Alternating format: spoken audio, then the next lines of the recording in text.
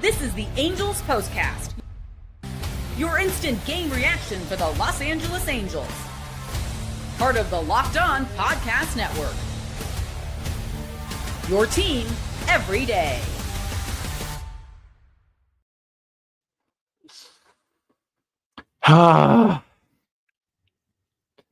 Deep breaths, deep breaths, deep breaths. Hello, Halo Nation. Hello, Halo hopefuls, and welcome back to the latest edition. Man, we're going to try that again. I'm sad, guys. Hello, Halo Nation. Hello, Halo hopefuls, and welcome back to the latest edition of the Locked On Angels POSTCAST.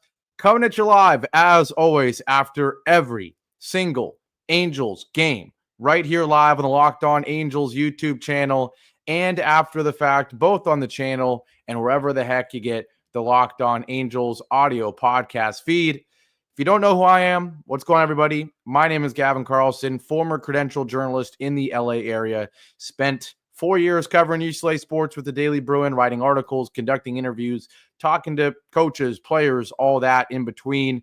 And now in year two with the Locked On Podcast Network, where it's your team every day. Our team is the Angels. Our team is the Angels. And is this not the most painful loss of the season for our Angels, guys? I mean, maybe I'm exaggerating. Maybe there's some recency bias. But it's hard not to be biased with how I'm feeling with right now, with how a lot of you, I'm sure, are feeling right now. Because for so many reasons, tonight felt like the season, guys. It really did. I know a lot of you are going to disagree, but I know a lot of you also can relate. Tonight felt like the season. We know what happened earlier in the day.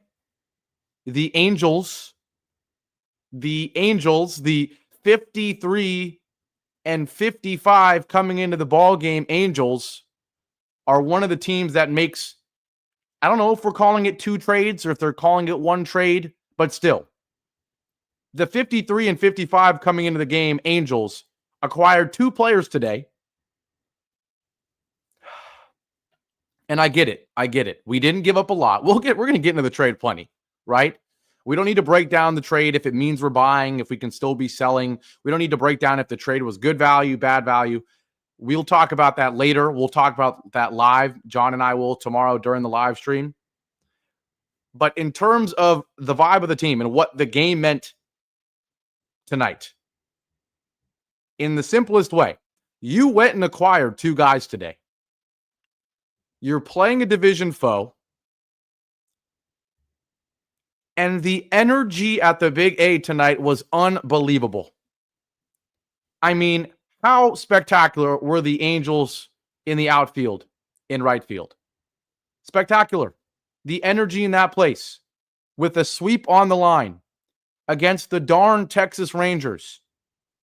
And to make matters worse, your starter and my boy, Jose Soriano, did everything imaginable possible to get this win that this team so desperately needed, that the fans so desperately tried to help their team get. The game that you kind of had to win, or there was a lot of pressure to win to justify the things that your general manager did earlier in the day.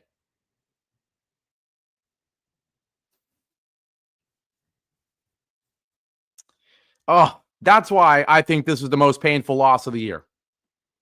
And oh, by the way, shout out to everybody in here. We'll read the comments, of course. I forgot to even say what segment this was going to be, so I guess I'll do it right now.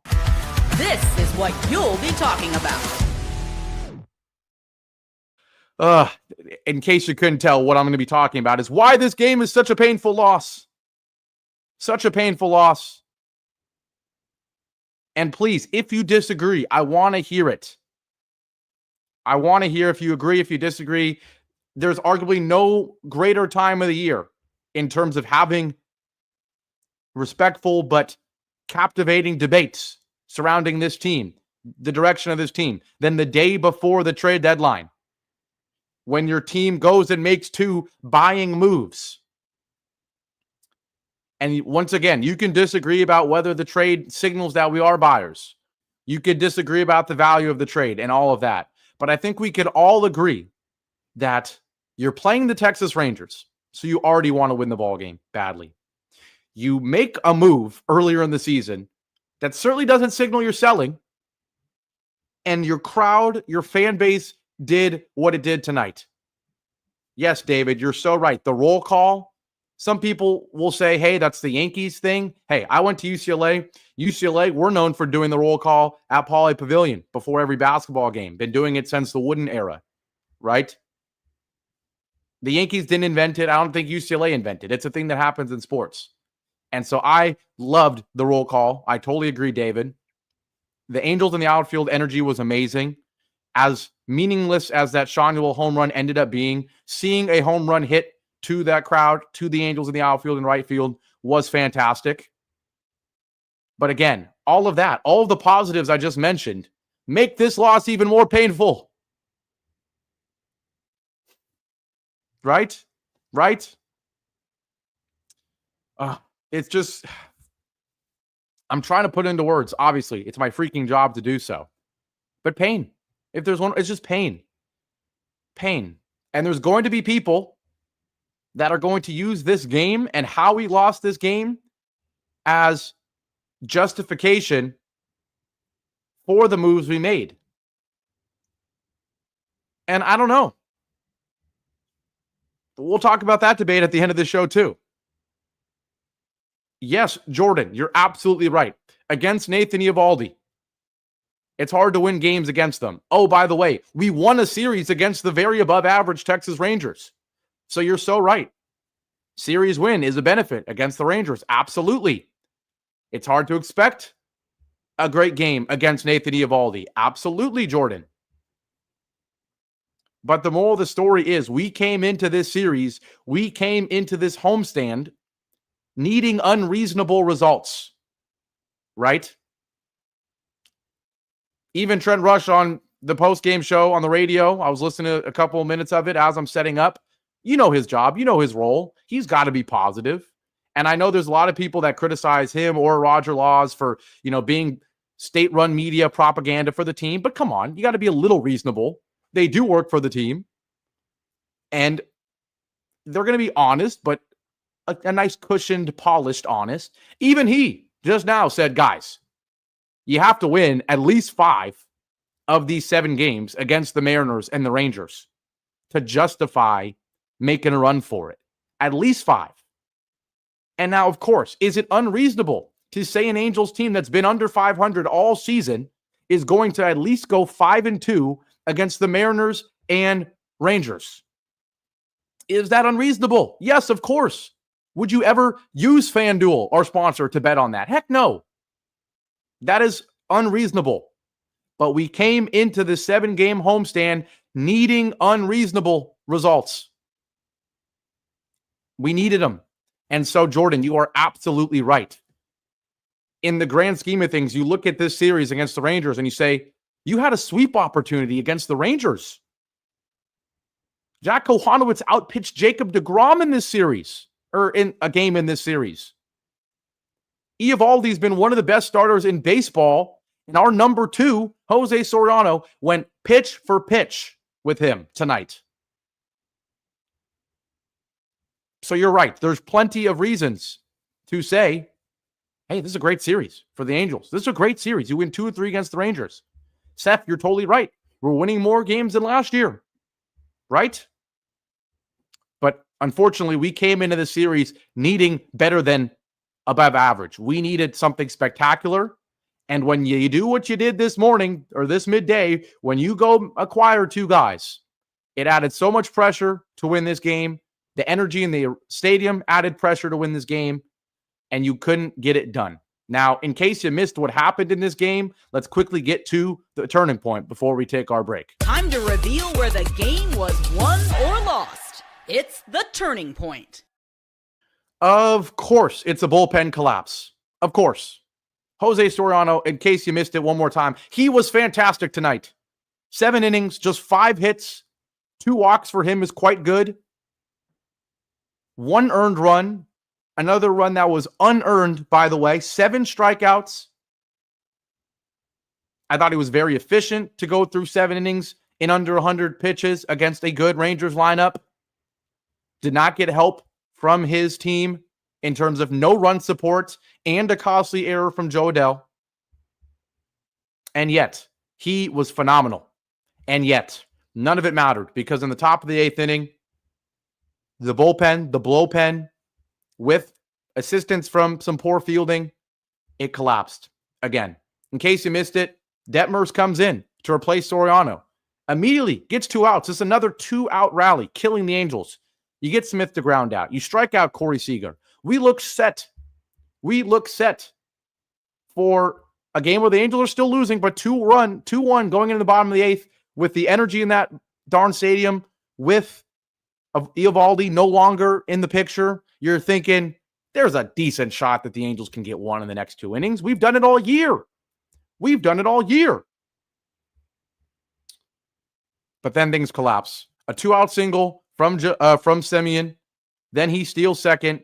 And then Adolis Garcia with the biggest swing of the game. No doubt about it. An absolutely unfathomable swing.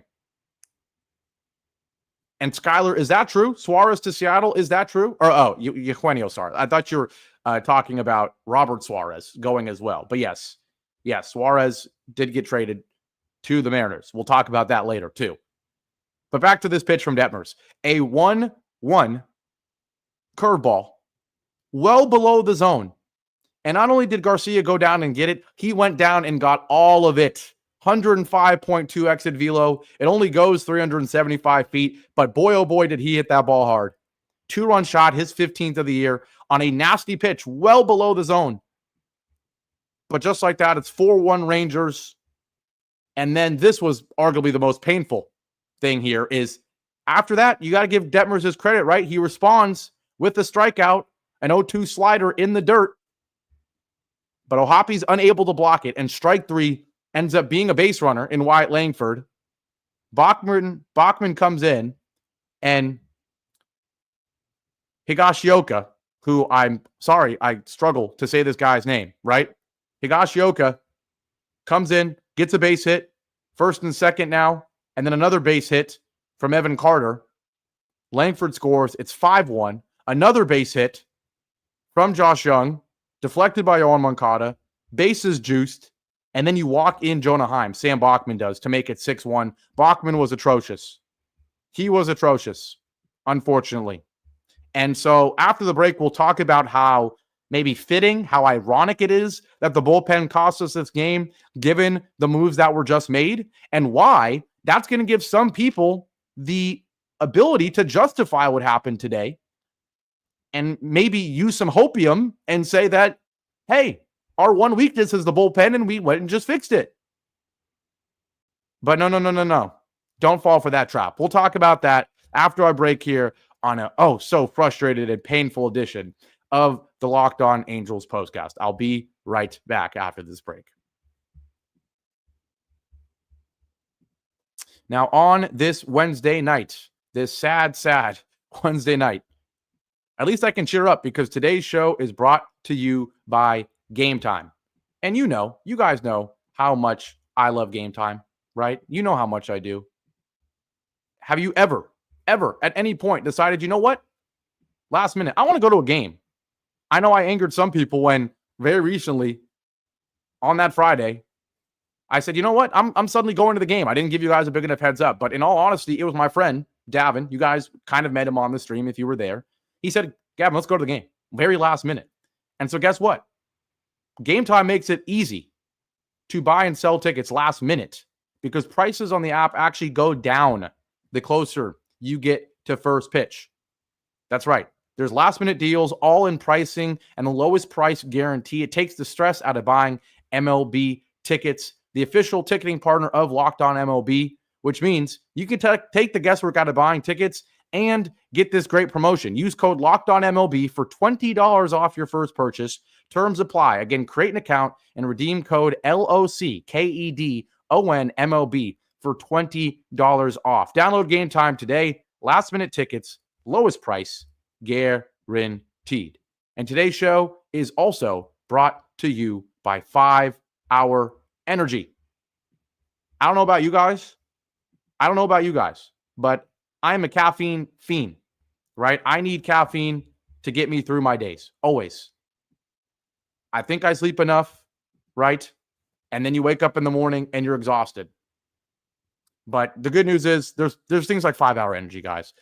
And whenever it's time to fuel up and turn it up with 5 Hour Energy Transfusion, you can. It brings the bold grape, ginger, and lime flavor of your favorite drink, minus the alcohol, into a quick, energizing shot. Whether you're sinking birdies on the golf course or just making memories with friends, man, it's a hole-in-one for your energy game. Let's be honest. Some days, again, whether you're on the golf course, whether you're, just out with friends, whether you're at a ball game, you just need that extra boost to stay sharp and energized. And whenever you're hanging out with someone, whether it's golf or anything else, it's all about good times with good people and good flavors.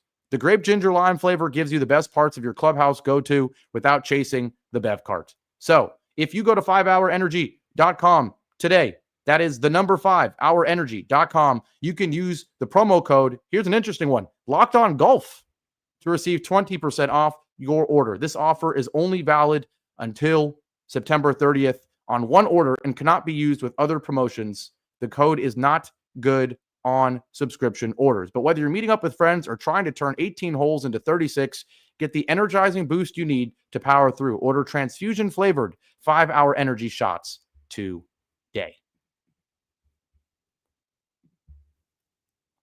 Back here live on a very painful edition of the Locked On Angels postcast. Angels 3, Rangers 6. And this was a game that was 2-1. I'm sweating. I promise these are not tears on my cheek, although I am very sad. But 6-3, the final. This was a 2-1 game going into the 8th, and you absolutely blow it. Reed Detmer struggles. Sam Bachman struggles mightily. A 4-run 8th. Sean Rule did give you a 2-run shot in the bottom of the 8th to try to give you some hope, but you end up falling 6-3 on the same day where you make a very questionable, to say the least, trade. In case you missed the trade, the Angels, they got pretty wholesome. You go with a little reunion. Luis Garcia, former Angel. We got a great haul for him when we traded him to the Red Sox. Well, guess what? He's coming back for a lot less. And while his overall stats this season are not great, the ERA is over 4. In his last, I think, 20 appearances or something, he's been really good. He has been really good. In addition to Luis Garcia, the Angels also get Andrew Chafin, a very polarizing guy. I mean, certainly he looks like a big, burly guy. The mustache is hilarious. Sometimes he says things that are funny. He's also said things that pissed me off when me, a proud Californian, hears him say, hey, at least it's not California, when he got traded in the past, right? So will be interesting to see how he acts now joining a team in California. But this was a very interesting trade because, one, it signals that the Angels are buyers. You go and acquire 2 guys that are old, very old, and you trade 2 guys that are young in Jake Eder and our AA first baseman, Sam Brown. But let's be honest, Sam Brown, not one of our top prospects at all, really just been in AA for quite a while. And Jake Eder, we've seen him in the big leagues, has struggled. Sure, he's a decent prospect, but you didn't give up a ton. So while I am not a fan of us buying, I thought it was neutral or bust. If you asked me a week ago, I thought it was fire sale time, right? Fire sale time. After you win 3 in a row, though, this week, or Sunday, Monday, and Tuesday, yesterday, I was like, I'm still pro sell. Again, I thought you could trade a Taylor Ward. Maybe you keep a Kenley because the bullpen is that bad outside of him. You catch it on Ward, and you see what happens. But for us to be acquiring players, certainly questionable. Certainly questionable. Now, again, we can debate the value, and I'm going to have a great time. Again, tune in live tomorrow. John and I will be live around the trade deadline. 3 p.m. Pacific time is when the official deadline is. I'm sure we'll go live maybe an hour or 30 minutes before that. So certainly be on the lookout for that. We will talk ad nauseum, I'm sure, about the trade. And in terms of win or lose the trade, I thought it was pretty even. I thought we didn't give up much. But the problem is, a couple things. This bullpen is so bad. We saw it again today. And it's not just players' fault. Again, This bullpen wasn't built great, but also there's a lot of injuries. We don't have a Ben Joyce, right? But this bullpen is so bad, so bad, that I don't think you can convince me that keeping this team the way it is and adding Luis Garcia and Andrew Chafin is enough for the Angels to make the playoffs. I don't think it is. So then guess what that trade becomes? A useless, if not bad trade. Right? Right? When you make this trade, even if it's a fair trade, if you don't make the playoffs, it is a bad trade, period. And I don't think you can convince me. And again, there's going to be people that look at the box score tonight and see that the Angels only lost by 3 and see that the bullpen gave up 4 in the 8th.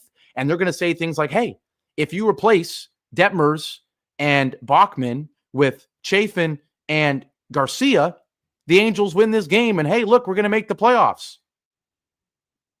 No. It was a 5-run ball game.